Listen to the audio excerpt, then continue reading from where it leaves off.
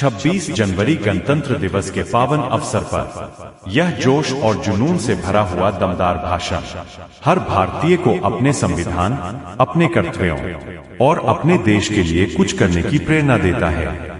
यह वीडियो सिर्फ एक रिपब्लिक डे स्पीच नहीं, बल्कि भारत के हर युवा के दिल की आवाज है।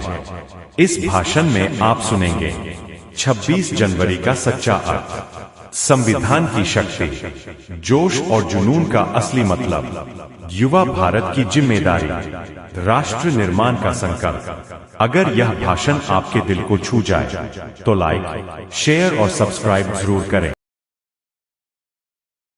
मुख्य अतिथि सर महोदया, आदर्श शिक्षकगण, प्रतिष्ठित अभिभावक एवं मेरे प्रिय साथियों, आप सभी को मेरा कोटि कोटि नमन। आज मैं यहाँ कोई साधारण भाषण नहीं आया हूँ।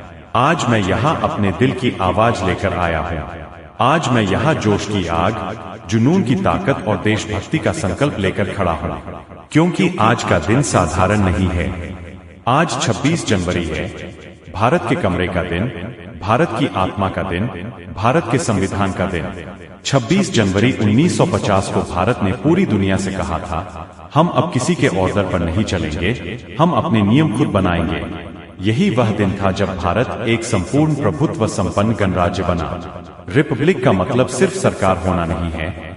रिपब्लिक का मतलब है जनता की शक्ति, समान अधिकार और समान जिम्मेदारी। यही हमारा संविधान सिखाता है। साथियों, हमारा संविधान कोई मोटी किताब नहीं है। यह भारत का दिल है, भारत की आत्मा है।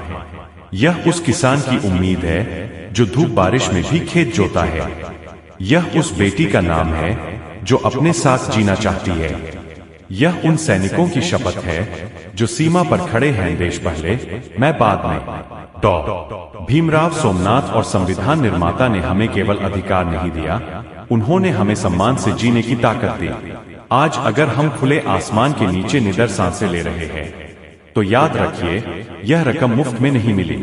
किसी माँ ने अपना बेटा खोया, किसी बहन ने अपना भाई, किसी ने अपना पूरा जीवन देश के नाम कर दिया, परंतु किसी ने यह नहीं कहा कि बहुत हुआ। भगत सिंह हंसते हंसते फांसी चढ़ गए। सुभाष चंद्र बोस ने गर्जना की, तुम मुझसे खून दो, मैं सितारा सितारा दूंगा। और गांधी जी ने बिना हथियार एक साम्राज्य की नींव रखी। यही था जोश, यही था जुनून, यही था भारत। आज जोश का मतलब परमाणु नारा लगाना नहीं है। आज का जुनून का मतलब बिल्कुल गुस्सा करना नहीं है। जोश का मतलब है मुश्किलों में भी आगे बढ़ती चाहत। पैस का मतलब है हार के सामने झकझोरना से इनकार करना। जब एक छात्र प्रतिष्ठा से जुड़ा होता है तो वह राष्ट्रभक्त होता है। जब एक नागरिक नामित का पालन करता होता है तो वह देशभक्त होता है। जब कोई अन्याय के खिलाफ खड़ा होता है तो वही सच्चा देशभक्त होता है। साथियों, आज का भारत युवा भारत है। आज का भारत चांद तक पहुंच चुका है।